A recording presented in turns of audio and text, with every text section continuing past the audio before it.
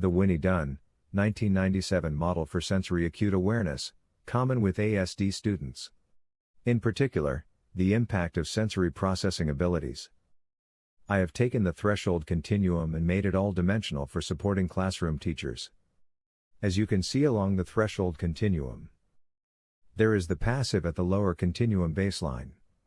So if the student has a low threshold with oral sensory sensitivity, it can cause the student to avoid that sensation.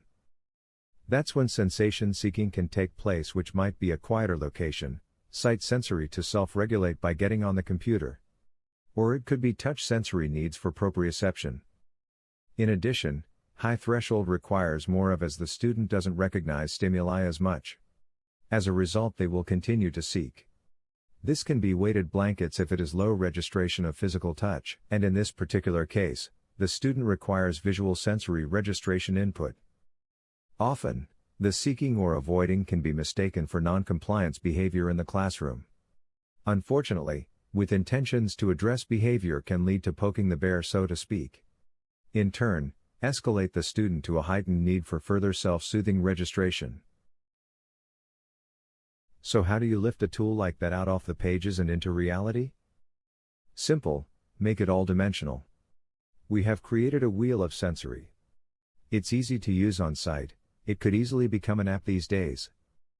So when trying to differentiate the difference between sensory needs or actual defiant behavior, the wheel provides an subjective indicator. The user then can employ the correct approach when required.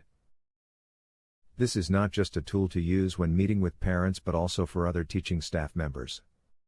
Like specialists for music, PE or German language classes.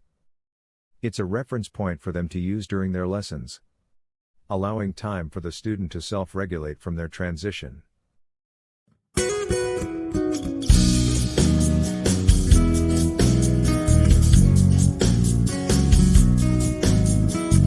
This is the song about the science of sound, how the sound moves around and round, from vibration to your eardrum, space-time particles and refraction. We're going to take you on a journey, explore how you need your TV, how we process sound in the world, feel the force of the particles, yeah. This is the song about the science of